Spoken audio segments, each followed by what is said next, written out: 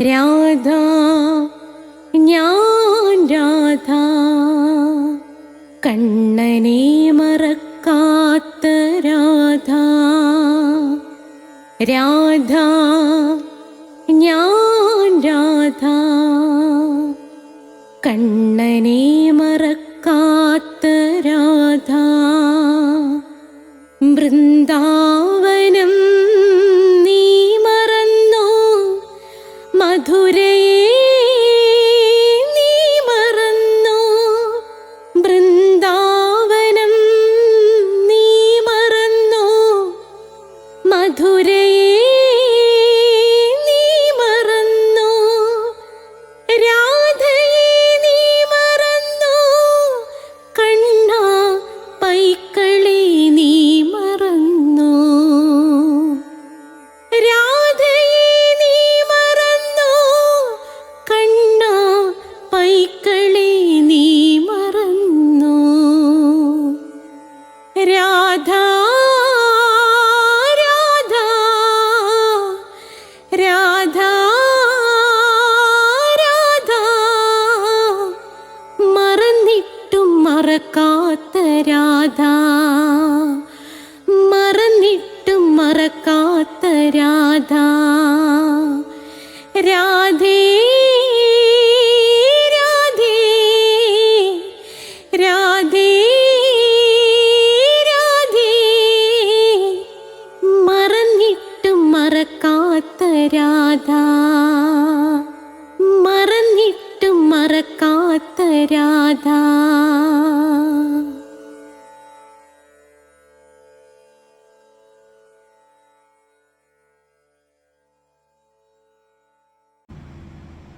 രാധേ രാധേ എന്ന ചാനലിലേക്ക് സ്വാഗതം. ഗണപതിയെ ഉപാസിക്കണ്ടേ, നമ്മുടെ ഗണപതി ഭഗവാനെ ഉപാസിക്കണ്ടേ. തുമ്പിക്കൈയുമായി വിഘ്നങ്ങൾ മാറ്റാനിരിക്കുന്ന സാക്ഷാൽ മഹാഗണപതി കുട്ടിക്കുറുമ്പൻ. കുട്ടിക്കുറുമ്പനെ ഉപാസിക്കണ്ടേ, ഉപാസിക്കണം. കുട്ടിക്കുറുമ്പനെ ഉപാസിക്കണം. എങ്ങനെ ഉപാസിക്കണം? കുറുമ്പനെ ഉപാസിക്കുമ്പം സൂക്ഷിക്കണം. മനസ്സിലായ? മറ്റുള്ളവരെ ഉപാസിക്കുന്നത് പോലെയല്ല, കുറുമ്പനെ ഉപാസിക്കുമ്പം സൂക്ഷിക്കണം. അതാ കുട്ടിക്കുറുമ്പനായ നമ്മുടെ പ്രിയപ്പെട്ട ഗണപതി ഭഗവാൻ. ഗണപതി ഭഗവാനെ ഉപാസിക്കുന്നതെങ്ങനെ? ഗണപതി ഭഗവാനെ ഉപാസിക്കാൻ ആഗ്രഹിക്കുന്നവർ മാത്രമല്ല, നമ്മൾ ഗണപതി ഭഗവാനെ പ്രാർത്ഥിക്കുന്നവരും എല്ലാം അത്യാവശ്യമായിട്ട് അറിഞ്ഞിരിക്കേണ്ട സംഗതികളാണ് ഞാൻ ഇതിനകത്ത് പറയുന്നത്. അപ്പോൾ നമുക്ക് പ്രാർത്ഥിച്ചിട്ട് തുടങ്ങാം. ഓം മഹാഗണപതയേ നമഃ. ഓം ശനീശ്വരായ നമഃ. ഓം സർവശക്തൈക്യരൂപശ്രീ മൂകാംബായേ നമോ നമഃ. ഓം നമഃ ശിവായ. ഓം ഉമായേ നമ. ഓം വജദ്ഭുവേ നമ. ഓം സ്വാമിയേ ശരണമയ്യപ്പ. ഓം ശ്രീ രാധാകൃഷ്ണായ നമ. ഓം രാധായേ സ്വാഹ.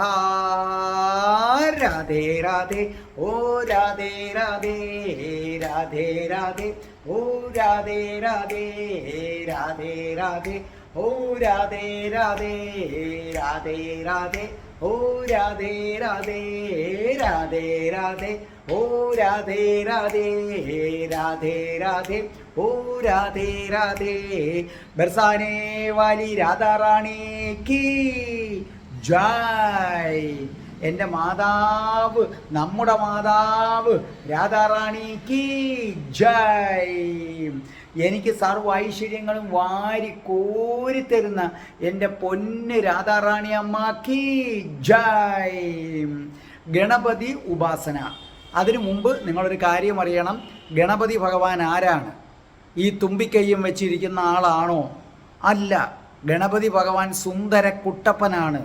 ഗണപതി ഭഗവാനെക്കുറിച്ച് നിങ്ങൾക്കറിയാൻ നിങ്ങൾ ചെയ്യേണ്ട കാര്യം, പ്ലേലിസ്റ്റ് എടുത്തിട്ട് ഹിന്ദുക്കൾ ഇതറിയണം എന്ന് പറഞ്ഞ ഹെഡിങ്ങിൽ ഗണപതി ഭഗവാനെക്കുറിച്ച് സ്പെഷ്യൽ വീഡിയോ ഞാൻ ഇറക്കിയിട്ടുണ്ട്. നിശ്ചയമായും ഗണപതിയെ പ്രാർത്ഥിക്കാൻ ആഗ്രഹിക്കുന്നവർക്കും ഗണപതിയെ ഉപാസിക്കാൻ ആഗ്രഹിക്കുന്നവരും ആ വീഡിയോ നിശ്ചയമായും കാണണം. അപ്പം നിങ്ങൾക്ക് മനസ്സിലാകും ഗണപതി ആരാണ്, ഗണപതി ഇങ്ങനെ തുമ്പിക്കൈയൊക്കെ ഉള്ള ആളാണോ? ഒന്നുമല്ല. ഗണപതി മഹാസുന്ദരനാണ്, സുന്ദര കുട്ടപ്പനാണ്. അത് വളരെ വിശദമായിട്ട് ഗണപതിയെക്കുറിച്ച് ഞാൻ അതിനകത്ത് പറഞ്ഞിട്ടുണ്ട്. തീർച്ചയായിട്ടും നിങ്ങളത് കേൾക്കണം. അപ്പം വിഘ്നേശ്വരൻ, എന്താണ് വിഘ്നേശ്വരൻ്റെ പ്രാധാന്യം? ഓർമ്മിക്കുക, നമ്മുടെ പുരുഷ ദൈവങ്ങൾ ഏതെടുത്താലും ശരി തന്നെ അവരെ എക്കാൾ ഒരു പടി മുന്നിലാണെന്ന് കാണാൻ നമ്മുടെ ഗണപതി ഭഗവാൻ. എന്തുകൊണ്ട്? നിങ്ങളൊന്ന് ശ്രദ്ധിച്ചു കേട്ടെ. ശിവൻ്റെ അമ്പലത്തിൽ ഗണപതി വേണം ഉപപ്രതിഷ്ഠയായിട്ട്, കൃഷ്ണൻ്റെ അമ്പലത്തിൽ ഉപപ്രതിഷ്ഠയായിട്ട് ഗണപതി വേണം, ദേവിയുടെ അമ്പലത്തിൽ ഉപപ്രതിഷ്ഠയായിട്ട് ഗണപതി വേണം. പക്ഷെ ഗണപതിയുടെ അമ്പലത്തിൽ ഇവരാരും വേണമെന്നില്ല. ഗണപതിയുടെ അമ്പലത്തിൽ കൃഷ്ണൻ വേണമെന്നുമില്ല, ആര് വേണമെന്നുമില്ല. പിന്നെ അച്ഛനും അമ്മയും ശിവനും പാർവതി ദേവി ആയതുകൊണ്ട് അവിടെ വെച്ചിരിക്കുന്നതേ ഉള്ളൂ. പക്ഷേ കൃഷ്ണൻ്റെ അമ്പലത്തിൽ ആര് വേണം? ഗണപതി വേണം. മനസ്സിലായില്ലേ? പിന്നെ ആരുടെയും സുബ്രഹ്മണ്യൻ്റെ അമ്പലത്തിലും ഗണപതി വേണം. പക്ഷെ ഗണപതിയുടെ അമ്പലത്തിൽ സുബ്രഹ്മണ്യൻ വേണമെന്നില്ല. ദേവി, അത് കാളി ദേവി ആകട്ടെ, ഏത് ദേവിയാകട്ടെ, മൂകാംബിക ദേവിയാകട്ടെ, ഏത് ദേവിയാണെങ്കിലും ദേവിയുടെ അമ്പലത്തിലും ഗണപതിയെ വേണം. ഗണപതിയെ വിട്ടൊരു കളി പാടില്ല. ഇതാണ് ഗണപതിയുടെ ഏറ്റവും വലിയ പ്രത്യേകത. മനസ്സിലായ?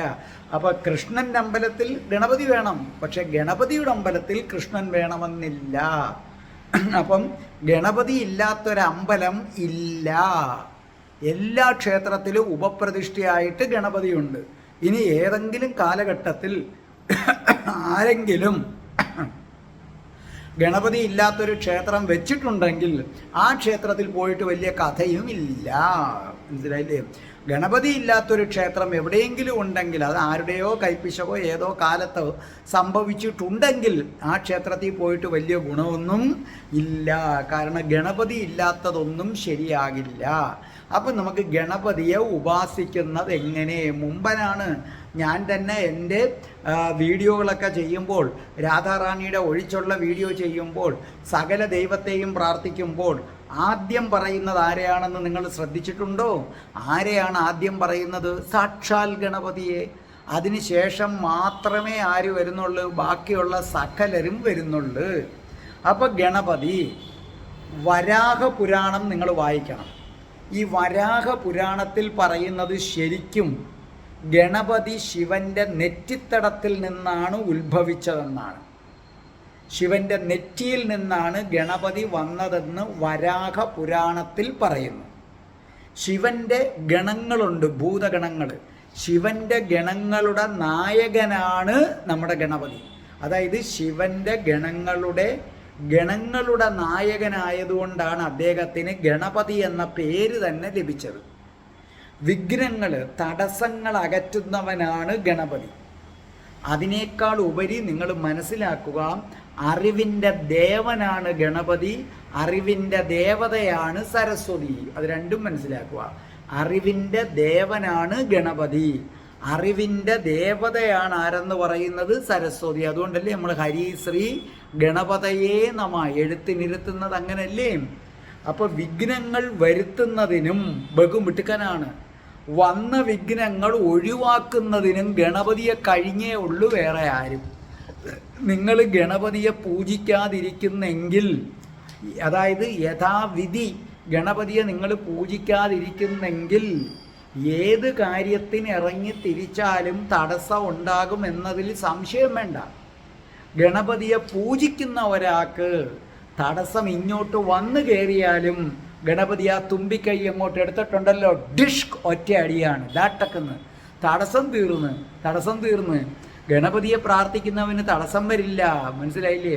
ഞാൻ ഗണപതിയെ പ്രാർത്ഥിക്കുന്നു, എനിക്ക് ജീവിതത്തിൽ എവിടെ എന്ത് കാര്യത്തിന് ഇറങ്ങിച്ചെന്നാലും ഒരു തടസ്സവും ഗണപതി ഭഗവാൻ എന്ത് ചെയ്യാറില്ല? വരുത്താറില്ല. അപ്പം നിങ്ങൾ പ്രാർത്ഥിച്ചില്ലെങ്കിൽ തടസ്സം ഉണ്ടാക്കിക്കളയും കുട്ടിക്കുറുമ്പൻ. അതാദ്യം ആലോചിക്കുക. മനസ്സിലായില്ലേ? ഗുരുവായൂരപ്പൻ്റെ അടുത്ത് വരെ ഗണപതി ഉണ്ട്, ഗണപതിയുടെ അടുത്ത് ഗുരുവായൂരപ്പൻ വേണമെന്നില്ല. അത് മനസ്സിലായില്ലേ? ഗുരുവായൂർ അമ്പലത്തിൽ ഗുരുവായൂരപ്പൻ്റെ അടുത്ത് ആരിരിപ്പുണ്ട്? പുള്ളി ഇരിപ്പുണ്ട്, അവിടെ ഗണപതി ഇരിപ്പുണ്ട്. അപ്പം തടസ്സങ്ങൾ വരുത്താനും മിടുക്കനാണ്, വന്ന തടസ്സങ്ങൾ അടിച്ചു കളയാനും മിടുക്കനാണ്. അതുകൊണ്ട് ഏത് നല്ല കാര്യങ്ങളും തടസ്സമില്ലാതെ നടത്താൻ ഗണപതിയെ പൂജിച്ചേ മതിയാകൂ. അതുകൊണ്ടാണല്ലോ നമ്മളൊരു വീട് കെട്ടുമ്പം ഗണപതി ഹോമം നടത്തുന്നത്. ഗണപതി ഹോമം നടത്താതെ ഹിന്ദുക്കൾ, മറ്റു മതക്കാർക്ക് അവർ ആരാധിക്കുന്ന ദൈവത്തിൻ്റെ ഇതുണ്ട്. ഹിന്ദുക്കൾ ഗണപതി ഹോമം നടത്താതെ ഒരു വീട്ടിൽ കയറി താമസമാക്കിയാൽ അതിന് ഏതിൻ്റെ പേരിലാണെങ്കിലും അവൻ സ്വസ്ഥമായിട്ട് കിടന്നു ഉറങ്ങത്തില്ല. മനസ്സിലായില്ലേ? എൻ്റെ ഇവിടെ ഇങ്ങനെ കളക്ടറേറ്റ്, കൊല്ലം കളക്ടറേറ്റിൻ്റെ അടുത്ത് ഒരു ഗണപതി അമ്പലമുണ്ട്. അതിനെ ഞങ്ങൾ കൊട്ടാരക്കുളം ഗണപതി എന്നാണ് വിളിക്കുന്നത്. കൊട്ടാരക്കരയുണ്ട്, അത് വേറെ. ഈ കൊട്ടാരക്കുളം ഗണപതി വളരെ പ്രശസ്തമാണ്. അത് ബ്രിട്ടീഷുകാരുടെ കാലത്തുള്ളതാണ്. ബ്രിട്ടീഷുകാരുടെ കാലത്ത് സായിപ്പ് ആ ഗണപതി ക്ഷേത്രം പൊളിക്കാൻ ഉത്തരവിട്ടതാണ്. പിറ്റേന്ന് പൊളിക്കുകയാണ്. അന്ന് രാത്രി ആയപ്പോഴത്തേക്ക് സായിപ്പ് ഉറക്കത്തിൽ സ്വപ്നം കാണിയാണ്. ഒരാന ഇങ്ങോട്ട് വന്നിട്ട് സായിപ്പിനെ തൂക്കിയെടുത്ത് ഒരൊറ്റയടി നിലത്ത്, ചക്ക പത്തോന്നും പറഞ്ഞ് സായിപ്പ് നിലത്ത് കിടക്കുകയാണ്. പേടിച്ചുപോയി. രാവിലെ എഴുന്നേറ്റിട്ട് പൊളിച്ചില്ല എന്ന് മാത്രമല്ല, ക്ഷേത്രത്തിന് പലവിധ ആനുകൂല്യങ്ങളും കരമൊഴിവായി ഒരുപാട് ആനുകൂല്യങ്ങളും കൊടുത്തു. ഗണപതിക്ക് നല്ല ശക്തിയുള്ളതാണ്. ഞങ്ങളുടെ കൊല്ലത്തെ കളക്ട്രേറ്റിൻ്റെ അടുത്തുള്ള ഗണപതി, അതായത് ആത്മാർത്ഥതയുള്ള ബ്രാഹ്മിൻസാണ് അവിടെ പൂജിക്കുന്നത്. നവഗ്രഹത്തിനും അവിടെ ഭയങ്കര ശക്തിയാണ്. അപ്പം സായിപ്പിനെ തൂക്കിയെടുത്ത് നിലത്തടിച്ച കക്ഷിയാണ് ആരെന്ന് പറയുന്നത്? ഞങ്ങളുടെ ഗണപതി, കളക്ട്രേറ്റിൻ്റെ അടുത്തുള്ള ഗണപതി എന്ന് പറയുന്നത്. അപ്പോൾ ഏത് നല്ല കാര്യം തുടങ്ങാനും ഗണപതിയെ പൂജിച്ചേ മതിയാകൂ. നിങ്ങൾക്ക് അറിയാൻ പാടില്ലാത്ത, അല്ലെങ്കിൽ അറിഞ്ഞിട്ട് ശ്രദ്ധിക്കാത്തൊരു കാര്യമാണ് വിദ്യയുടെ, വിദ്യാഭ്യാസത്തിൻ്റെ അധിഷ്ഠാന ദേവതയാണ് ഗണപതി. സത്യം പറഞ്ഞത് എത്ര പേർക്കറിയാം? എല്ലാവരും വിദ്യ എന്ന് കേട്ടാൽ ഉടനെ സരസ്വതി ദേവി, മൂകാംബിക ദേവിയാണ് നോക്കുന്നത്. പക്ഷെ വിദ്യയുടെ അധിഷ്ഠാന ദേവത ആരെന്ന് ചോദിച്ചു കഴിഞ്ഞാൽ അത് സാക്ഷാൽ ഗണപതി ഭഗവാനാണെന്ന സത്യം മനസ്സിലാക്കുക. അതുകൊണ്ടാണ് വിദ്യാരംഭത്തിന് ഹരി ശ്രീ ഗണപതയേ നമ. പല അർത്ഥം പറയുന്നുണ്ട്. ഹരിക്ക് നമ്മൾ ഹരി കൃഷ്ണനെന്നും പറയുന്നുണ്ട്. ചിലർ പറയുന്നത് ശ്രേഷ്ഠനായ ശ്രീ ഗണപതിക്ക് നമസ്കാരം എന്നാണ്. അവിടെ വേറെ ആരെയും സ്മരിക്കുന്നില്ല എന്നാണ് പറയുന്നത്. പലവിധ വ്യാഖ്യാനങ്ങളുണ്ട്. ഹരി, കൃഷ്ണൻ, ശ്രീദേവി, ഗണപതി, മൂന്ന് പേരെയും എന്ത് ചെയ്യുന്നു? സ്മരിക്കുന്നു. മറ്റൊരു കൂട്ടർ പറയുന്നത് ഹരി ശ്രേഷ്ഠനായ ശ്രീ മിസ്റ്റർ ഗണപതായേ നമ, ശ്രേഷ്ഠനായ ഗണപതിയെ നമിക്കുന്നു എന്നാണ് അതിൻ്റെ അർത്ഥം. നിങ്ങൾക്കെല്ലാം അറിയാം, വ്യാസഭാരതം കേട്ടെഴുതിയത് ഗണപതിയാണ്. വ്യാസന് ഭാഗവതം കഥ പറഞ്ഞു കൊടുത്താൽ അത് എഴുതിയെടുക്കാൻ പറ്റിയ ഒരാൾ വേണം. അപ്പോൾ വ്യാസൻ അത് ബ്രഹ്മാവിനോട് പറഞ്ഞു. അപ്പോൾ ബ്രഹ്മാവ് അതിന് ഗണപതിയെ നിയോഗിച്ചു. അപ്പോൾ എഴുത്താണി നിർത്താൻ ഇടയുണ്ടാകാൻ പാടില്ല. വ്യാസൻ പറഞ്ഞു കൊടുക്കുന്നത് അതേ സ്പീഡിന് അങ്ങോട്ട് എഴുതണം. മനസ്സിലായില്ലേ? അപ്പം ഗണപതിയെ വിളിച്ചിട്ട് പറഞ്ഞു ഇങ്ങനെ എഴുതി തരണമെന്ന് പറഞ്ഞപ്പോൾ ഗണപതി പറഞ്ഞ അങ്ങോട്ടുള്ള കണ്ടീഷനും ഇത് തന്നെയാണ്. ഗണപതി എന്താ പറഞ്ഞ? നിർത്താനൊന്നും പാടില്ല. ഞാൻ എഴുതി തുടങ്ങിയാൽ നിർത്താതെ പടപടപടപടപടപടാ പറഞ്ഞു തരണം. അർത്ഥം മനസ്സ്. അപ്പോൾ വ്യാസൻ അത് കേട്ടപ്പോൾ പറഞ്ഞു ഓ ശരി, പക്ഷെ ഒരു കാര്യം ഗണപതി, ഞാൻ നിർത്താതെ പറഞ്ഞു തരാം, പക്ഷേ ഗണപതി അർത്ഥം മനസ്സിലാക്കിയേ എഴുതാവൂ എന്ന് വ്യാസൻ പറഞ്ഞു. തീർച്ചയായിട്ടും ചെയ്യാമെന്ന് പറഞ്ഞു. ഇദ്ദേഹം അനർഗളം പറഞ്ഞുകൊണ്ടേയിരുന്നു. ഗണപതി അർത്ഥം മനസ്സിലാക്കി എഴുതുന്നത് കണ്ട് വ്യാസഭഗവാൻ അത്ഭുതപ്പെട്ടു പോയി. അങ്ങനെ 3 വർഷം കൊണ്ട് മഹാഭാരതം എഴുതി പൂർത്തിയാക്കി. ഗണപതി പലതരത്തിലുണ്ട്, നിങ്ങൾ ശ്രദ്ധിച്ചാലറിയാം. തുമ്പിക്കൈ ഇടത്തോട്ട് പിരിഞ്ഞു കാണുന്ന ഗണപതിയുണ്ട്, അത് ഇടംപിരിയനാണ്. തുമ്പിക്കൈ വലത്തോട്ട് പിരിഞ്ഞു കാണുന്ന ഗണപതിയുണ്ട്, അത് വലംപിരി ഗണപതിയാണ്. കടയിൽ ചെന്നാൽ പലതരത്തിലുള്ള ഗണപതിയുണ്ട്. പിന്നെ ശക്തി ഗണപതിയുണ്ട്. ശക്തി ഗണപതിയുടെ വിഗ്രഹങ്ങളിൽ ശരീരഭാഗം വളരെ ശ്രദ്ധിക്കേണ്ടതാണ്. ശക്തി ഗണപതിയുടെ വിഗ്രഹങ്ങളിൽ ശരീരഭാഗം സ്ത്രീ രൂപത്തിലുള്ളതായിട്ടാണ് കാണപ്പെടുന്നത്. ശരിക്കും പറഞ്ഞാൽ ഈ ശക്തി ഗണപതി എന്ന് പറയുന്നത് ബിസിനസ് നടത്തുന്നവർ ഉറപ്പായിട്ടും വെക്കേണ്ട ഒരു കാര്യമാണ് ശക്തി ഗണപതി. അവർ ശക്തി ഗണപതിയെ എടുത്ത് വടക്കോട്ടാണ് വയ്ക്കേണ്ടത്. മനസ്സിലായില്ലേ? വടക്കോട്ട് വെച്ച് കഴിഞ്ഞാൽ ഈ കണ്ണേറ്, കമ്പേറ്, ചെയ്വന ഇതൊന്നും എന്ത് ചെയ്യത്തില്ല, ദൃഷ്ടിദോഷം ഒക്കെ മാറിക്കിട്ടും. വിഗ്രഹശാസ്ത്ര ഗ്രന്ഥങ്ങളിൽ ഗണപതിക്ക് പല രൂപങ്ങളും പറയുന്നുണ്ട്. നിങ്ങൾ ഗണപതിയെ ഉപാസിക്കുന്നു എങ്കിൽ ഗണപതിയുടെ പല പല രൂപങ്ങൾ അറിയണം.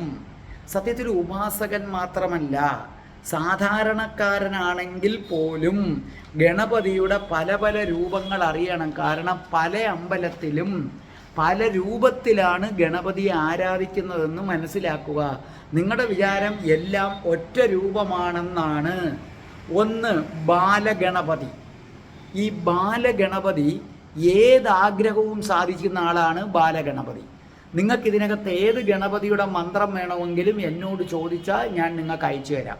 കാരണം ഇത് വിസ്താര ഭയത്താലാണ് ഇതെല്ലാം കൂടെ എഴുതാത്തത്.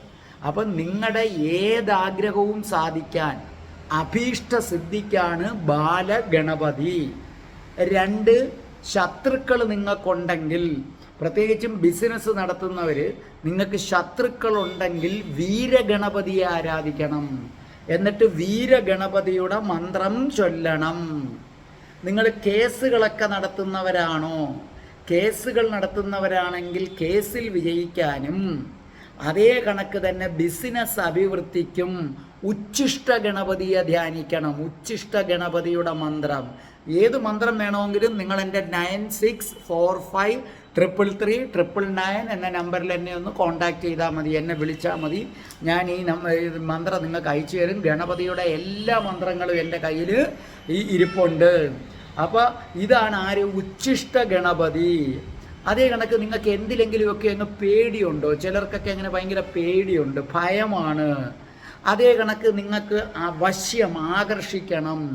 മറ്റുള്ള പ്രത്യേകിച്ച് ബിസിനസ്സുകാർക്ക് അവർക്ക് കസ്റ്റമേഴ്സിനെ ആകർഷിക്കാം, ഭർത്താവിന് ഭാര്യയെയും ഭാര്യയ്ക്ക് ഭർത്താവിനെയും ആകർഷിക്കാം, കാമുകന് കാമുകിയെ ആകർഷിക്കാം, കാമുകിക്ക് കാമുകനെ ആകർഷിക്കാം.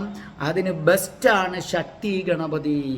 അതുകൊണ്ടാണ് ഈ ബിസിനസ് സ്ഥാപനങ്ങളിലൊക്കെ ശക്തി ഗണപതി വടക്കോട്ട് നോക്കി വെക്കണമെന്ന് നമ്മൾ പറയുന്നത്. അപ്പോൾ ശക്തി ഗണപതി ഭയത്തിൽ നിന്ന് മോചനം, വശ്യം, സർവസമ്പൽ സമൃദ്ധി ഇതൊക്കെ തരുന്ന ആളാണ് ശക്തി ഗണപതി.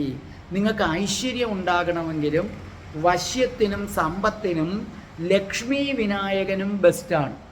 അപ്പോൾ ശരിക്കും നിങ്ങൾക്കൊരാളെ ആകർഷിക്കണമെങ്കിൽ ശക്തി ഗണപതിയെയും ലക്ഷ്മി വിനായകനെയും പിന്നെ മന്ത്രം ചൊല്ലി നിങ്ങൾ ജപിച്ചു കഴിഞ്ഞാൽ നിങ്ങൾക്ക് എന്തുണ്ടാകും? ആകർഷക ശക്തി ഉണ്ടാകും, ഐശ്വര്യം ഉണ്ടാകും, എല്ലാം ഉണ്ടാകും. നിങ്ങൾക്ക് എല്ലാ കാര്യത്തിനും തടസ്സമുണ്ടോ? പിന്നെ ഏതെങ്കിലും ബാധ, പ്രേതബാധയോ അങ്ങനെ എന്തെങ്കിലും കയറിയതായി സംശയമുണ്ടെങ്കിൽ വിഘ്ന ഗണപതിയെ ധ്യാനിച്ചാൽ മതി. വിഘ്ന ഗണപതിയാണ് ഈ ബാധയൊക്കെ കയറുന്നവർക്ക് നല്ലതാണ്. പിന്നെ തടസ്സങ്ങളുമൊക്കെ മാറിക്കാണും. പിന്നെ നിങ്ങൾക്ക് ഏതാഗ്രഹവും സാധിക്കാം. എവിടെയും വിജയിക്കാൻ മഹാഗണപതിയെ ധ്യാനിക്കണം. ഓരോ ഗണപതിക്കും ഓരോ രൂപമാണത്. അറിയാവുന്ന കടകളിൽ ചെന്നാൽ അവരത് തരും. മനസ്സിലായില്ലേ? ഏതാഗ്രഹവും സാധിക്കാം. അതിനാണ് മഹാഗണപതി. പിന്നെ സ്ത്രീകളെ സംബന്ധിച്ചിടത്തോളം നല്ല സന്താനം കിട്ടുന്നതിന്, പ്രത്യേകിച്ച് കല്യാണം കഴിഞ്ഞ സ്ത്രീകളൊക്കെ മക്കൾ ഉണ്ടാകണം എന്ന് രണ്ടുപേരും ആഗ്രഹിക്കുന്ന സമയത്ത് ഞാൻ ഈ പറയുന്ന ഗണപതിയെ ധ്യാനിക്കണം. അതാരാണ്? ഹരിദ്രാ ഗണപതി. ഓർമ്മിക്കുക, കല്യാണം കഴിഞ്ഞ നവദമ്പതികളെ നിങ്ങൾക്ക് കുഞ്ഞുങ്ങളെ വേണമെന്ന് ആഗ്രഹിക്കുമ്പോൾ നിങ്ങൾ ചെയ്യേണ്ട ഒരു കാര്യമുണ്ട്. ബ്രാഹ്മ മുഹൂർത്തത്തിൽ എഴുന്നേക്കണം. ഒരു 3 മണിക്ക് എഴുന്നേറ്റ് രണ്ടുപേരും കുളിച്ച് വിളക്ക് കത്തിച്ച് മുറിയിലിരിക്കുന്ന ഗണപതി ഭഗവാനെയും മറ്റുള്ള ദൈവങ്ങളെയും പ്രാർത്ഥിച്ച് സൽസന്താന ഭാഗ്യം തരണേ എന്ന് പറഞ്ഞ് ഹരിദ്രാ ഗണപതിയുടെ മന്ത്രം ജപിച്ചാൽ നിശ്ചയമായും സൽസന്താനങ്ങൾ ഉണ്ടായിരിക്കും. നിങ്ങൾക്ക് എന്തെങ്കിലും കാര്യത്തിൽ ദുഃഖമുണ്ടോ, പ്രയാസങ്ങളുണ്ടോ?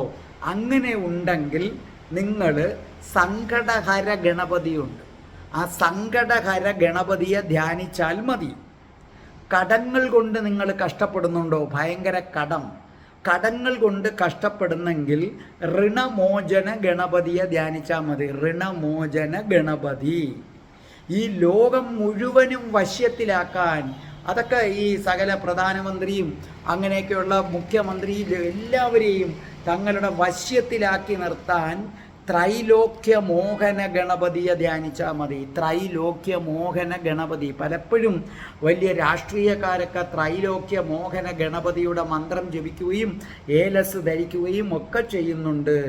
പിന്നെ മന്ത്രസിദ്ധികൾ ലഭിക്കാനും ആഗ്രഹങ്ങളൊക്കെ നടക്കാനും സിദ്ധി ഗണപതിയെ ധ്യാനിച്ചാൽ മതി. സിദ്ധി ഗണപതി. മുംബൈയിലൊക്കെ സിദ്ധി ഗണപതിക്ക് വലിയ പ്രാധാന്യമാണുള്ളത്. പെട്ടെന്ന് എന്തെങ്കിലും ഒരു കാര്യത്തിൽ നനച്ചിരിക്കാത്ത തടസ്സം വരുന്നു, ഒട്ടും പ്രതീക്ഷിക്കാത്ത തടസ്സം വരുന്നു. അങ്ങനെ ഉണ്ടെങ്കിൽ ആ തടസ്സം മാറാനും സർവ്വ ഐശ്വര്യത്തിനും ക്ഷിപ്ര ഗണപതിയെ ധ്യാനിക്കണം. നിങ്ങൾ ക്ഷിപ്ര ഗണപതിയെ നിങ്ങൾ ധ്യാനിക്കണം. അങ്ങനെ 13 തരത്തിൽ ആരുണ്ട്? നമ്മുടെ ഗണപതി ഉണ്ട്. ഓരോ ഗണപതിയും ഓരോ ഉപയോഗങ്ങളാണ്.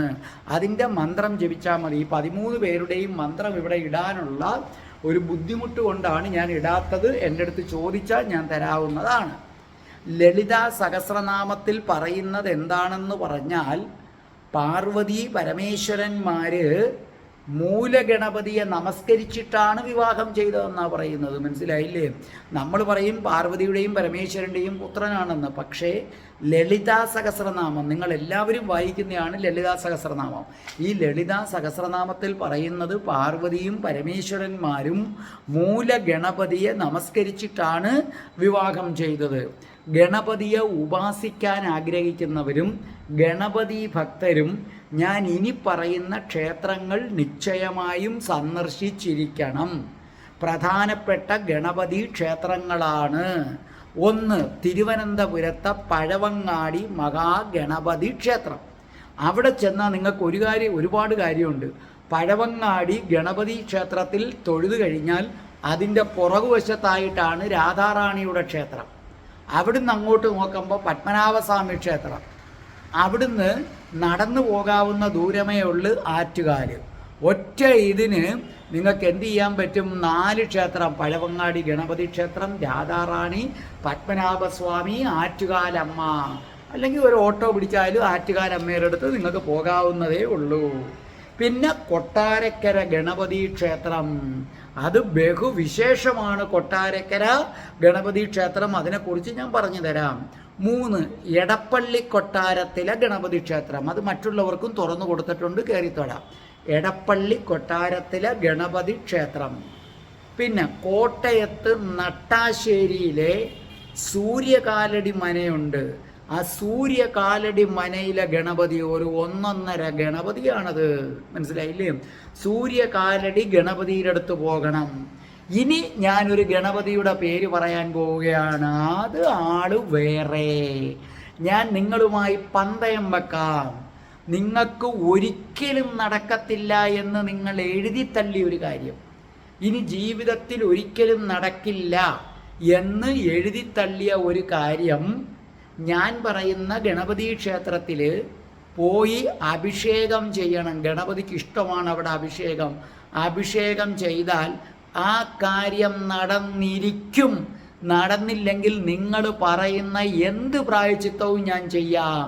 ആ ക്ഷേത്രത്തെക്കുറിച്ചൊരു വീഡിയോ ഞാൻ സ്പെഷ്യലായിട്ട് തന്നെ ഇറക്കുന്നുണ്ട്. ആ ക്ഷേത്രം ഏതാണെന്നുള്ള ആകാംക്ഷയിലാണ് നിങ്ങളില്ലേ? അത് മഹാഗണപതി. ഈ പറയുന്ന ഗണപതി ക്ഷേത്രങ്ങളൊക്കെ കൊള്ളാം, പക്ഷേ അതിൻ്റെയൊക്കെ ഇരട്ടി ഗണപതി ഭഗവാൻ ഇങ്ങനെ നിറഞ്ഞ് ആടുന്ന ക്ഷേത്രം. മനസ്സിലായില്ലേ? ഗണപതി ഭഗവാൻ ഇങ്ങനെ നിറഞ്ഞ് ആടുന്ന ക്ഷേത്രം. ഒരഭിഷേകം ചെയ്തു നോക്ക്. കല്യാണം കഴിക്കാത്ത പെൺകുട്ടികളുണ്ടോ? മനസ്സിലായില്ലേ? ജോലി കിട്ടാതെ വലയുന്നവരുണ്ടോ? വിട്ടോ, ആ ഗണപതിയുടെ അടുക്കലേക്ക് വിട്ടോ, അഭിഷേകം ചെയ്തോ. എണ്ണിക്കൊണ്ട് 9 മാസത്തിനുള്ളിൽ കല്യാണം നടന്നിരിക്കും, ജോലി കിട്ടിയിരിക്കും. ഏതാണ് ആ ഗണപതി ക്ഷേത്രം? പിള്ളയാർപട്ടി ഗണപതി ക്ഷേത്രം. തമിഴ്നാട്ടിലെ പിള്ളയാർപട്ടി ഗണപതി ക്ഷേത്രം. മധുര മീനാക്ഷി ക്ഷേത്രത്തിൽ നിന്ന് 70 കിലോമീറ്റർ മാറിയാണ് പിള്ളയാർപട്ടി ഗണപതി ക്ഷേത്രം. അതിനെക്കുറിച്ച് ഞാനൊരു വീഡിയോ പിന്നീട് നിങ്ങൾക്ക് ഇറക്കാം. മനസ്സിലായില്ലേ? മഹാശക്തിയുള്ള അസാമാന്യമായ ഒരു ക്ഷേത്രമാണ് പിള്ളയാർപട്ടി ഗണപതി ക്ഷേത്രം. കൊട്ടാരക്കര ഗണപതി ക്ഷേത്രമുണ്ട്. ശരിക്കും പറഞ്ഞാൽ ആ കൊട്ടാരക്കര ഗണപതി ക്ഷേത്രത്തിൻ്റെ യഥാർത്ഥ പേര് മണികണ്ഠേശ്വരം ശിവക്ഷേത്രമാണ്. കൊട്ടാരക്കരയിലെ മണികണ്ഠേശ്വരം ശിവക്ഷേത്രത്തിലെ ഉപദേവനായിട്ട് ദക്ഷിണ അഭിമുഖനായിട്ടാണ് ഗണപതിയെ പ്രതിഷ്ഠിച്ചിരിക്കുന്നത്. അപ്പോൾ യഥാർത്ഥത്തിൽ അവിടുത്തെ പ്രധാന വിഗ്രഹം ഗണപതി അല്ല, ശിവനാണ്. പെരുന്തച്ഛൻ വരിക്കപ്ലാവിൻ്റെ വേരിൽ തീർത്തതാണിത്. ശരിക്കും പറഞ്ഞു കഴിഞ്ഞാൽ ശിവക്ഷേത്രം പണിയാൻ പെരുത്തച്ഛൻ വന്നു, ശിവൻ്റെ ക്ഷേത്രവും പണിഞ്ഞു, ശിവൻ്റെ വിഗ്രഹവും ഒക്കെ വെച്ചു. അപ്പോഴാണ് ഒരല്പം തടി അധികം വന്നു. അത് ചുമ്മാതെ ഇങ്ങനെ ചെത്തിയപ്പോൾ ഗണപതിയുടെ രൂപം വന്നു. എന്നാൽ പിന്നെ അതൊരു ഗണപതിയാകട്ടെ എന്ന് കരുതി പെരുന്തച്ഛൻ ആ ഗണപതിയെ കൊട്ടാരക്കരയെ കൊണ്ടുവച്ചു. ഒരു കുഞ്ഞ സ്ഥലത്തായിരിക്കുന്നത് ഗണപതി. പക്ഷേ എന്ത് സംഭവിച്ചു? പുള്ളി അവിടെ ഇരുന്ന് അങ്ങോട്ട് വളരാൻ തുടങ്ങിയില്ലേ. അപ്പം മെയിൻ പ്രതിഷ്ഠ ശിവൻ, ഒരു കൊച്ചു സ്ഥലത്ത് ഗണപതി. അവസാനം എന്തു പറ്റി? വരുന്നവർക്കൊക്കെ എല്ലാം അങ്ങ് പുള്ളി സാധിച്ചു കൊടുക്കാൻ തുടങ്ങി.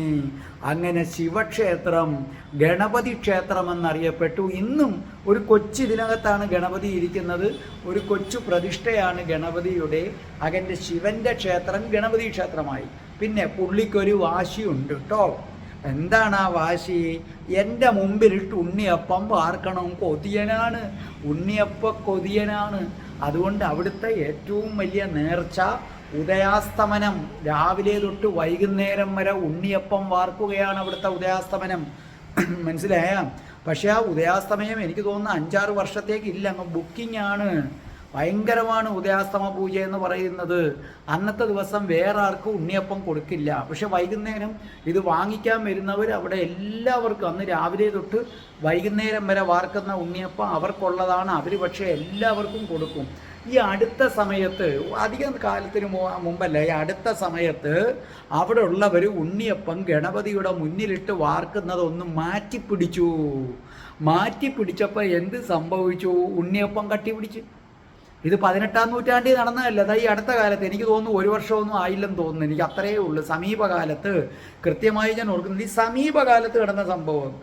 ഗണപതിയുടെ മുമ്പിൽ നിന്നും മാറ്റി വേറൊരു സ്ഥലത്തിട്ട് വാർക്കാൻ തുടങ്ങിയപ്പോൾ എല്ലാം കൂടെ കയറി കട്ടി പിടിച്ച് കബഡി വെച്ചപ്പോൾ പറഞ്ഞ് എൻ്റെ മുമ്പിൽ ഇട്ട് വാർക്കാമെങ്കിൽ വാർത്താൽ മതി, ഇല്ലെങ്കിൽ വാർക്കണ്ട.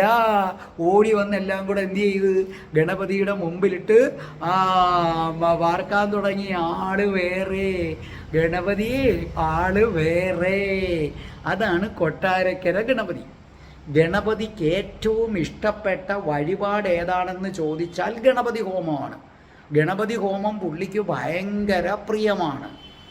ഒരു ഗണപതിയെ ഉപാസിക്കാൻ ആഗ്രഹിക്കുന്ന ആൾ എല്ലാ മാസത്തിലും അയാൾ ജനിച്ച നക്ഷത്രം വരുമ്പോൾ, അതായത് ജന്മനക്ഷത്രം വരുമ്പം ഗണപതി ഹോമം നടത്തണം. ഒരു 40 രൂപ 50 രൂപ വരുമ്പം ഗണപതി ഹോമമായി. പിന്നെ ഗണപതിക്ക് വളരെ പ്രിയപ്പെട്ടതാണ് അപ്പം, അട, മോദകം. അപ്പവും അടയും മോദകവും ഗണപതിക്ക് വളരെ പ്രിയപ്പെട്ടതാണ്. ഗണപതിയുടെ ഇഷ്ട നിവേദ്യങ്ങളാണ് അപ്പവും അടയും മോദകവുമൊക്കെ വലിയ ഇഷ്ടമാണ്. തടസ്സങ്ങൾ എന്തുണ്ടെങ്കിലും നീങ്ങാൻ ഈ ഉപാസകനും അല്ലാത്തവരും ഗണപതിക്ക് മുന്നിൽ തേങ്ങ ഉടയ്ക്കണം. മനസ്സിലെ? ഉപാസകനാണെങ്കിൽ അത് മാസത്തിൽ ഒരിക്കലെങ്കിലും നിശ്ചയമായും ഉടച്ചിരിക്കണം. അതായത് ഈ തേങ്ങ നമ്മൾ അടിച്ചു ഉടയ്ക്കുമ്പോൾ നാളീകേരം ഉടയുന്നത് പോലെ നിങ്ങളുടെ തടസ്സങ്ങളൊക്കെ ഉടഞ്ഞ് ചെതറി മാറിക്കിട്ടും. ഇതിന് ആധ്യാത്മികമായിട്ട് പറയുകയാണെങ്കിൽ ഞാൻ ദേഹമാണെന്ന ബോധം മാറും. ഈ തേങ്ങ അടിച്ച് ചെതറിപ്പോകുന്ന തേങ്ങ എന്ന് പറയുന്നത് നമ്മുടെ എന്താണ്? ബോധമാണ്. ഈ ശരീരമാണെന്ന ബോധമാണ് പോകുന്നത്. തേങ്ങ പൊട്ടിക്കഴിയുമ്പോൾ ഞാൻ ഞാനാണ് ഏതാണ് ഞാൻ ദേഹമാണെന്ന ബോധം മുഴുവനും പോയിട്ട് ആത്മാവെന്ന ഇളനീരിനെ കാണും. മനസ്സിലായില്ലേ? ശരിക്കും പറഞ്ഞാൽ തേങ്ങയുടെ പുറത്താണ് കട്ടിത്തോട്, അത് ഉടച്ചു കഴിയുമ്പം വരുന്നത് മൃദുവായ ഇളനീരാണ്. അതുപോലെ ഞാൻ ഈ ശരീരമല്ല, ഈ ശരീര ചിന്ത ഞാനിതാ എറിഞ്ഞുടയ്ക്കുന്നു. ഈ സങ്കല്പത്തിൽ വേണം നിങ്ങൾ നാളീകേരം ഉടയ്ക്കാൻ, ഇല്ലേ? ഗണപതി ഭഗവാനെ, ഞാൻ ഈ ശരീരമല്ല, ഈ ശരീരമാണെന്ന ബോധം ഇതാ ഭഗവാനെ അവിടുത്തെ മുന്നിൽ വെച്ച് ഞാൻ എറിഞ്ഞുടയ്ക്കുന്നു. അങ്ങനെ ഉടച്ചു കഴിയുമ്പോൾ കാണാം അതിമനോഹരവും രുചികരവുമായ ഇളനീര്. അതായത് ആത്മാവിനെ നിങ്ങൾക്ക് അനുഭവിച്ചറിയാൻ പറ്റും. അതോടുകൂടി നിങ്ങൾ അഹം ബ്രഹ്മാസ്മി എന്ന തലത്തിലേക്ക് ഉയരും. നമ്മൾ പലരും അങ്ങനെയല്ല, കാര്യം സാധിക്കാൻ വേണ്ടി ഇങ്ങോട്ട് വന്ന് തേങ്ങ എടുത്ത് ഡിഷ്ക് ഡിഷ്ക് ഡിഷ്ക് മൂന്നുഴിയക്കണ്ടപേ എന്നൊരടി അല്ല. ശരിക്കും നമ്മൾ തേങ്ങ ഉടയ്ക്കേണ്ടത് ഈ സങ്കല്പത്തിലാണ്. ഗണപതി ഭഗവാനെ, ഞാൻ ദേഹമാണെന്ന ബോധം ഇതാ അങ്ങയുടെ മുന്നിൽ എറിഞ്ഞ് ഉടയ്ക്കുന്നു എന്നാണ് അതിൻ്റെ അർത്ഥം. അങ്ങനെ ചെയ്തു കഴിഞ്ഞാൽ നിങ്ങൾ കുറച്ച് കഴിയുമ്പോൾ ഉപാസകനായാലും പ്രാർത്ഥിക്കുന്നവരായാലും അഹം ബ്രഹ്മാസ്മി എന്ന തലത്തിലേക്ക് ഉയരും. ഒരു ഉപാസകൻ ശരിക്കും പറഞ്ഞാൽ നിശ്ചയമായും ഒരു ദിവസം 108 തവണ ഏത്തമിടണം. മനസ്സിലായില്ലേ? ഉപാസകൻ അല്ലാത്തവർക്ക് 3 തവണ ഇടാം, 5 തവണ ഇടാം, 7 തവണ, 12 തവണ, 15 തവണ, 21 തവണ, 36 തവണ, ഇതിലേതെങ്കിലും ഒന്ന്. ഒന്നുകിൽ 3 തവണ ഇട്ടിട്ട് പോകാം, അല്ലെങ്കിൽ 5, അല്ലെങ്കിൽ 7, അത് കഴിഞ്ഞാൽ പിന്നെ 12, അങ്ങനെ മാക്സിമം 36 വരെ അല്ലാത്തവർക്കിടാം. പക്ഷെ ഒരു ഉപാസകൻ ദിവസേന 108 തവണ എന്ത് ചെയ്യണം? ഏത്തം ഇടണം. ഇനി എങ്ങനെയാണ് ഏത്തമിടേണ്ടത്? 2 തരത്തിലുണ്ട് ഏത്തമിടിയിൽ, പറഞ്ഞു തരാം. ഇടത് കൈ വലത് ചെവിയിൽ പിടിക്കണം. ഇങ്ങനെ കണ്ടില്ലേ? ഇത് ഇടത് കൈ, ഇതെടുത്ത് വലത് ചെവിയിൽ പിടിക്കണം. വലത് കൈ എടുത്ത് ഇടത് ചെവിയിലും പിടിക്കണം. കാലുകൾ രണ്ടും കൂടെ പിണച്ചു വെക്കണം. വലത് കൈ ഇടത് ചെവി പിടിക്കണം, ഇടത് കൈ വലത് ചെവിയിൽ പിടിക്കണം. കാരണം നിങ്ങളാരും കൃത്യമായിട്ടല്ല ഏത്തമിടുന്നത്. ഞാൻ പലപ്പോഴും ശ്രദ്ധിച്ചിട്ടുണ്ട് അമ്പലങ്ങളിലൊക്കെ ചെല്ലുമ്പോൾ ഓരോരുത്തർ. അതിനുശേഷം നിങ്ങൾ എന്താ ചെയ്യുന്ന? കാലുകൾ രണ്ടും പിണച്ചു വെക്കണം. കൃഷ്ണൻ ഓടക്കുഴൽ ഊതാൻ നിൽക്കുന്ന കണക്ക് പിണച്ചു വെക്കണം. എന്നിട്ട് കൈമുട്ടുകൾ രണ്ടും ഇങ്ങനെ കുനിഞ്ഞ് നിലത്ത് മുട്ടണം. പിന്നെ ഒരുപാട് വണ്ണമുണ്ട്, കുനിയാൻ പറ്റത്തില്ലെങ്കിൽ പരമാവധി കുനിക്കണം. മനസ്സിലായില്ലേ? നമ്മൾ ദാണ്ട ഇങ്ങനെ അങ്ങോട്ട് പിടിച്ചതിന് ശേഷം ഇങ്ങനെ അങ്ങ് കുനിയണം. കുനിഞ്ഞ് കൈമുട്ടുകൾ നിലത്ത് കുത്തണം.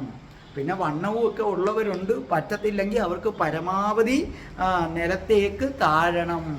അങ്ങനെ നിലത്ത് നിങ്ങൾ മുട്ടിച്ച് കുമ്പിടുന്നതാണ് ശരിക്കും പറയുന്നത് ഏത്തമെന്ന് പറയുന്നത്. ഓർമ്മിക്കുക, ഗണപതിയെ ആരാധിക്കാൻ മാത്രമേ ഏത്തമിടത്തുള്ളൂ. ഇപ്പം ശിവന്റെ മുമ്പിൽ ഏത്തമിടരുത്, ദേവിയുടെ മുമ്പിൽ ഏത്തമിടാൻ പാടില്ല. അത് ഗണപതിക്ക് മാത്രമുള്ളതാണ്. ഇങ്ങനെയാണ് സാധാരണക്കാരേത്തമിടേണ്ടത്. ഇനി ഗണപതിയെ ഉപാസിക്കാൻ ആഗ്രഹിക്കുന്ന ആൾ എങ്ങനെയാണ് ഏത്തമിടേണ്ടത്? അല്ലാത്തവർക്ക് ഇടാം, എങ്കിലും ഗണപതിയെ ഉപാസിക്കുന്നവർ ഇങ്ങനെ തന്നെ ചെയ്യണം. ഇടത്തെ കാലിന്മേൽ ഊന്നി നിൽക്കണം. ഇടത്തെ കാലിന്മേൽ ഇങ്ങനെ ഊന്നി നിന്നിട്ട് വലത് കാലെടുത്ത് ഇടത് കാലിൻ്റെ മുമ്പിൽ കൂടി ഇടത്തോട്ട് കൊണ്ടുപോയി വെക്കണം. മനസ്സിലായില്ലേ? അപ്പം നിങ്ങൾ ഇടത് കാല് ബലം പ്രയോഗിച്ച് നിൽക്കുക, വലത്തെ കാലെടുത്ത് ഇടത്തെ കാലിൻ്റെ മുമ്പിലൂടെ കൊണ്ടുപോയി, അതായത് കാല് പിണച്ചു വെക്കുക തന്നെ, കൊണ്ടുപോയിട്ട് പെരുവിരൽ മാത്രമേ നിലത്തൂണാവൂ. നല്ലപോലെ മനസ്സിലായില്ലേ? ഇടത് കാല് ഉറപ്പിച്ചു വെക്കുക, വലത് കാല് മുമ്പിലൂടെ എടുത്ത് ഇപ്പുറം കൊണ്ടുവന്നിട്ട് എല്ലാ വിരലും വെക്കാൻ പാടില്ല. വലത് കാലിൻ്റെ പെരുവിരൽ മാത്രമേ നിലത്തു തൊടുവിക്കാവൂ. എന്നിട്ട് ഇടത് കൈയുടെ നടുവിരല്, ഈ വിരല്, ഇടത് കൈയുടെ നടുവിരലും ചൂണ്ടാണി വിരലും കൂടെ ചേർത്തിട്ട് വലത്തെ ചെവിയിൽ പിടിക്കണം. അതാണ്ട് നടുവിരലും ചൂണ്ടുവിരലും, ഈ 2 വിരല്, ഈ 2 വിരലും കൂടെ ചേർത്തിട്ട് വലത്തെ ചെവിയിൽ ഇങ്ങനെ പിടിക്കണം. എന്നിട്ട് വലത്തെ കൈ ഇടത്തേതിൻ്റെ മുൻവശത്തു കൂടി ഇടത്തോട്ട് കൊണ്ടുപോയി ഈ 2 വിരലുകൾ ചേർത്ത് പിടിക്കണം. അപ്പം ശരിക്കും പറഞ്ഞാൽ നിങ്ങൾക്ക് മനസ്സിലായില്ലേ? ദാണ്ട നടുവിരലും ചെറുവിരലും കൂടെ ചേർത്ത് ഇങ്ങനെ പിടിക്കുക. എന്നിട്ട് ഈ കൈ ഇങ്ങനെ കൊണ്ടുവന്ന് ഇങ്ങനെ വെക്കുക. വെച്ചതിന് ശേഷം ദാണ്ട ഈ 2 വിരലും നടുവിരലും ചൂണ്ടുവിരലും കൂടെ ചേർത്ത് ഇങ്ങനെ വേണം ഒരു ഉപാസകൻ പിടിക്കാൻ. ഈ 2 വിരലും മൊത്തം വിരലും തമ്മിൽ പിടിക്കാൻ പാടില്ല. ഉപാസകൻ അങ്ങനെ പിടിക്കാൻ പാടില്ല. മനസ്സിലായില്ലേ? അങ്ങനെ എന്തു ചെയ്യുന്നു? ചെവികളുടെ മുകളിലായി. അപ്പോൾ ശരിക്കും പറഞ്ഞാൽ ഇടത്തോട്ട് കൊണ്ടുപോയി ഈ വിരലുകൾ ഇടത്തെ ചെവിയിലും പിടിക്കുക. എന്നിട്ട് കുനിഞ്ഞും നിവരണം, കുനിഞ്ഞും നിവർന്നും എടുക്കണം. ശരിക്കും ദാണ്ട ഇങ്ങനെ പിടിച്ചു. ഇങ്ങനെ പിടിച്ചിട്ട് പരമാവധി കുനിയണം. നിലത്ത് മുട്ടത്തക്ക വണ്ണം പരമാവധി കുനിയണം. അത് പറ്റാത്തവർക്ക് എത്രത്തോളം കുനിയാം. നിങ്ങളെ ശിരസ് കുനിയണം ഗണപതിയുടെ മുമ്പിൽ. നിങ്ങൾക്ക് എത്രത്തോളം കുനിക്കാം അത്രത്തോളം കുനിക്കാം. നിലത്ത് മുട്ടാൻ പറ്റാത്തവർ വേണ്ട, പരമാവധി കുമ്പിടുകയും ചെയ്യണം. അത് കഴിഞ്ഞതിന് ശേഷം കൈവിരലുകൾ മടക്കി നെറ്റിയുടെ ഇടതുവശത്തും വലതുവശത്തും ചെവിയുടെ മുകളിലായി വെച്ച് അമർത്തണം. ഇങ്ങനെ അമർത്തണം.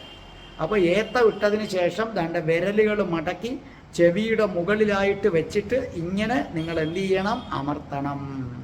അങ്ങനെയാണ് ഉപാസകൻ നിർബന്ധമായും ഏത്ത വിടേണ്ടത്. അങ്ങനെയാണ് എന്ന് പറഞ്ഞ് മറ്റുള്ളവർ ഇടണ്ടെന്നില്ല, അവർക്കും അങ്ങനെ ഇടാം. ഇത് നിർബന്ധമായും ചെയ്യണം. ഇപ്പം മനസ്സിലായില്ലേ? പിന്നെ അപ്പോൾ ഏത്ത വിടുന്ന വിധം നിങ്ങൾക്ക് നല്ലപോലെ മനസ്സിലായില്ലേ? കറുകമാല, ചെമ്പരത്തിപ്പൂവ്, ചുവന്ന പട്ടക്ക ഗണപതിക്ക് വളരെ പ്രിയമാണ്. ചുവന്ന പട്ടക്ക കൊണ്ട് കൊടുക്കുന്നത് വലിയ ഇഷ്ടമാണ്. കറുകമാലയും പുള്ളിക്ക് ഭയങ്കര ഇഷ്ടമാണ്.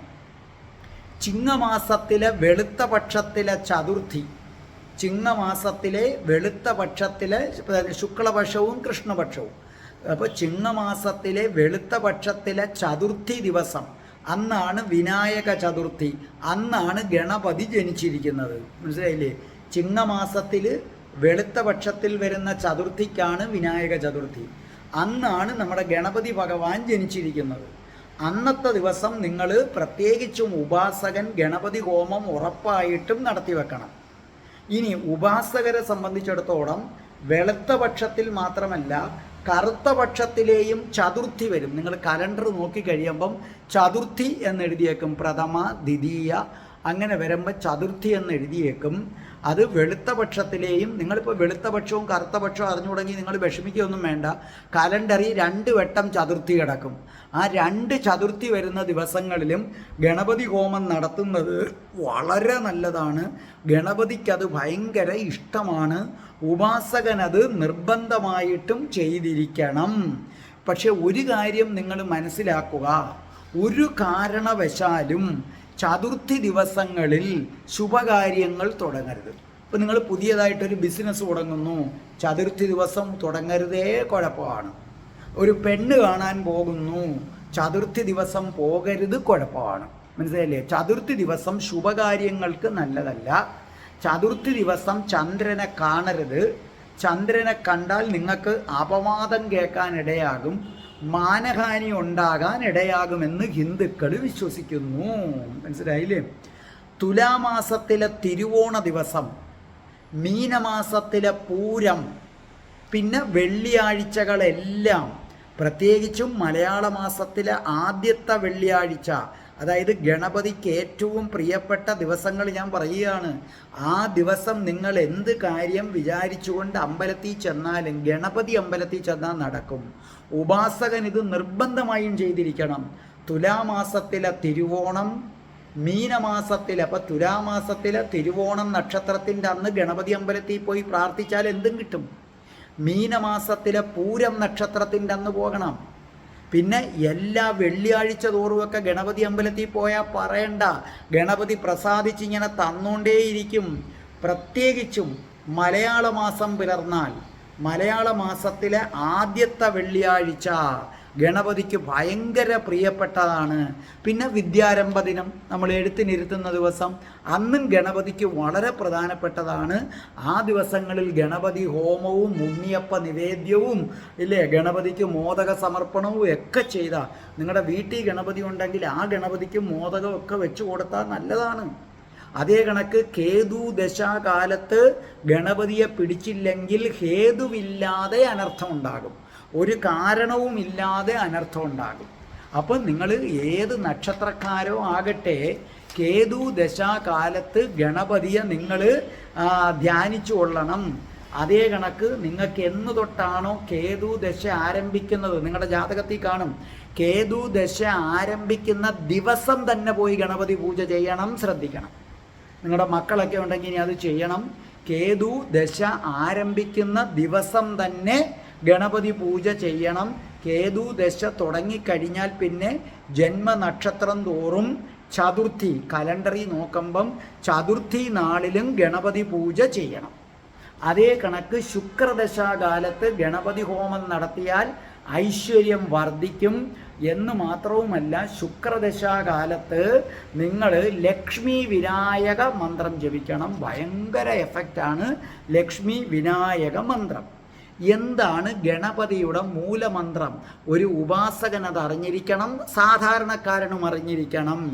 ഗണപതിയുടെ മൂലമന്ത്രം എന്ന് പറയുന്നത് ഓം ഗം ഗണപതയേ നമ, ഓം ഗം ഗണപതയേ നമ. ഇതാണ് ഗണപതിയുടെ മൂലമന്ത്രം. ഓം ഗ പൂജ്യം ഗം ഗണപതയേ നമ. ഇനി ഗണപതിയെ ഉപാസിക്കാൻ ആഗ്രഹിക്കുന്ന ആരും രാവിലെ എഴുന്നേറ്റ് കുളിച്ചിട്ട് തന്ത്ര സമുച്ചയത്തിൽ പറഞ്ഞിരിക്കുന്ന ധ്യാനമുണ്ട്, അത് നിങ്ങൾ ചെയ്യണം. ആ ധ്യാനം ഒരു വീഡിയോ ആയിട്ട് ഞാൻ സെപ്പറേറ്റ് ഇതിൻ്റെ കൂടെ ഉണ്ട്. അപ്പോൾ ഞാൻ ഇതിനകത്ത് രാധയുടെ റാണിയുടെ പ്രാർത്ഥന ഓം ഹ്രീം ഐം ഓം ശ്രീം ഹ്രീം ക്ലീം ഐം രാം രാസേശ്വരി രാധികായെ സ്വാഹ എന്ന് ചൊല്ലിക്കഴിഞ്ഞ് കഴിയുമ്പോൾ ആ വീഡിയോ ഉണ്ട്. ആ വീഡിയോ പോസ്റ്റ് ചെയ്തിട്ട് നിങ്ങളത് എഴുതിയെടുക്കണം. അപ്പം ഗണപതിയെ ഉപാസിക്കാൻ ആഗ്രഹിക്കുന്ന ആരും രാവിലെ എഴുന്നേറ്റ് കുളിച്ച് ശുഭവസ്ത്രങ്ങൾ ധരിച്ചതിന് ശേഷം തന്ത്ര സമുച്ചയത്തിൽ പറയുന്ന അതീവ പ്രധാനമുള്ളതും മനസ്സിലായില്ലേ, ഗൂഢമായിട്ടുള്ളതുമായ ഈ മന്ത്രം ജപിക്കണം. അതിതാണ്: വിഘ്നേശം സപരശ്വതാക്ഷപടിക ദന്തോല്ലസ ലഡ്ഡു കൈർദോർഭി പാശശ്രണി സ്വദന്ത വരദാഠൈർവ്യ ചതുർഭിർയുധം ശുണ്ഠാഗ്രാഹിത ബീജപൂര മുരുകുക്ഷിം ത്രീക്ഷണം സംസ്മരേൽ സിന്ധൂരാഭമിഭാസ്യ മിന്ദുശകലാദ്യ കൽപ്പ അബ്ജാസനം. മനസ്സിലായില്ലേ? കൽപ്പം അബ്ജാസനം, അബ്ജാസനം. അതായത് ഇതിൻ്റെ അർത്ഥം ഇതാണ്, വീഡിയോയിൽ ഞാൻ കൊടുത്തിട്ടുണ്ട്. അർത്ഥം ഇതാണ്: മഴു, രുദ്രാക്ഷമാല, സ്വദന്തം, ലഡ്ഡു എന്നിവ ധരിച്ചവനും 4 കൈകളോട് കൂടിയവനും, അല്ലെങ്കിൽ കയറ്, തോട്ടി, സ്വദന്തം, വരമുദ്ര എന്നിവ ധരിച്ച 4 കൈകളോട് കൂടിയവനും, തുമ്പിക്കൈയിൽ നാരങ്ങ ധരിച്ചവനും, വലിയ വയറുള്ളവനും, ത്രിനേത്രനും, സിന്ദൂരത്തിൻ്റെ പ്രഭയോട് കൂടിയവനും, ഗജമുഖനും, മനസ്സിലായില്ലേ, ചന്ദ്രക്കല മുതലായ അലങ്കാരത്തോടു കൂടിയവനും, താമരപ്പൂവിലിരിക്കുന്നവനുമായ ഗണപതിയെ ഞാൻ ധ്യാനിക്കുന്നു എന്നാണ് ഇതിനർത്ഥം. അത് കഴിഞ്ഞ് വൈകുന്നേരം വിളക്ക് കത്തിച്ചതിന് ശേഷം ഗണപതിയെ ഉപാസിക്കാൻ ആഗ്രഹിക്കുന്നവർ അടുത്ത ധ്യാനം ചെയ്യണം. സിന്ദൂരാഭാം ത്രിനേത്രം പൃഥുധര ജംരം ഹസ്ത പത്മൈർധദാനം ദന്തം പാശാങ്കുശൗ സ്വം ഹുരുകര വിലസദ്. മനസ്സിലായില്ലേ? ഹുരുകര വിലസത് ബീജപൂരാഭിരാമം, ബീജപൂരാഭിരാമം ബാലേന്ദു ദ്യോത മൗലീം ഗജപതി. മനസ്സിലായില്ലേ? ഗജപതിവദനം. മനസ്സിലായില്ലേ? ഗജപതിവദനം ദാനപൂരാർദ്രഗണ്ഡം ഭോഗീന്ദ്രാബദ്ധഭൂഷം ഭജത ഗണപതിം രക്തവസ്ത്രാംഗരാഗം. മനസ്സിലായില്ലേ? അപ്പം എന്താ പറയുന്നത്? ഭോഗീന്ദ്ര ബദ്ധഭൂഷം ഭജത ഗണപതിം രക്തവസ്ത്രാംഗരാഗം. അർത്ഥം ഇത്രയുമാണ്. സിന്ദൂരത്തിൻ്റെ നിറത്തോടു കൂടിയവനും 3 കണ്ണുകളുള്ളവനും വലിയ വയറുള്ളവനും കൊമ്പ്, കയറ്, തോട്ടി, നാരങ്ങ എന്നിവ 4 കൈകളിൽ ധരിച്ചവനും, അതുകൊണ്ടാണ് ഗണപതിക്ക് നാരങ്ങമാല ഇഷ്ടമാണ്, ധരിച്ചവനും ശിരസ് ചന്ദ്രക്കല കൊണ്ട് അലങ്കരിച്ചവനും ഗജമുഖനും മതജലമൊഴുകുന്ന കവിളുകളോടു കൂടിയവനും സർപ്പങ്ങളെ കൊണ്ട് ശരീരം അലങ്കരിക്കപ്പെട്ടവനും ചുവന്ന വസ്ത്രങ്ങൾ, കുറിക്കൂട്ടുകൾ എന്നിവ കൊണ്ട് അലങ്കരിക്കപ്പെട്ടവനുമായ ഗണപതിയെ ഭജിക്കുന്നു എന്നാണ് അർത്ഥം. ഇത് കൂടാതെ ഉപാസകന് സമയം കിട്ടുമ്പോൾ, അതിന് നിശ്ചിത സമയമില്ല, ഗണേശ അഷ്ടകം ചൊല്ലണം, അഷ്ടോത്തര ശതനാമാവലി ചൊല്ലണം, ഗണേശൻ്റെ സഹസ്രനാമം ചൊല്ലണം. അങ്ങനെ നടക്കുമ്പോഴും പോകുമ്പോഴും ഒക്കെ ഓം ഗം ഗണപതയേ നമ എന്ന മൂലമന്ത്രവും ജപിക്കണം. ഗണപതി ഭഗവാനാണ്, വാരിക്കോരിത്തരുന്ന ഭഗവാനാണ്, സങ്കടഹരനാണ്. പിള്ളയാർപ്പട്ടി ഗണപതി പോകണം, മറക്കരുത്. പിള്ളയാർപ്പട്ടി ഗണപതിയെക്കുറിച്ച് വീഡിയോ ഉടനെ ഞാൻ ഇറക്കുന്നതാണ്. ഞാൻ ഈ പറഞ്ഞ ധ്യാനം ഇതിൻ്റെ പിന്നാലെ വീഡിയോ ആയിട്ടുണ്ട്, അത് പോസ്റ്റ് ചെയ്ത് എഴുതിയെടുക്കുക. ഗണപതിയെ ധ്യാനിക്കുക. സർവ്വതും തരുന്ന ആളാണ് ഗണപതി, സർവ്വതും തരുന്ന ആളാണ് ഗണപതി. അപ്പൊ ഗണപതിയെ നിങ്ങൾ ധ്യാനിച്ചോളൂ. രാധേ രാധേ, ഓ രാധേ രാധേ, രാധേ രാധേ, ഓ രാധേ രാധേ, രാധേ രാധേ, ഓ രാധേ രാധേ, രാധേ രാധേ, ഓ രാധേ രാധേ, രാധേ രാധേ, ഓ രാധേ രാധേ, രാധേ രാധേ, ഓ രാധേ രാധേ, രാധേ രാധേ, ഓ രാധേ രാധേ, രാധേ രാധേ, ഓ രാധേ രാധേ. ബർസാനെ വാലി രാധാ റാണി की जय. ഓം ശ്രീം ഹ്രീം ക്ലീം ഐം രാം രാസേശ്വരി രാധികായൈ സ്വാഹ. ഓം ശ്രീം ഹ്രീം ക്ലീം ഐം രാം രാസേശ്വരി രാധികായൈ സ്വാഹ. രാധ ഞാൻ രാധ, കണ്ണനെ മറക്കാത്ത രാധ. രാധ ഞാൻ രാധ, കണ്ണനെ മറക്കാത്ത രാധ.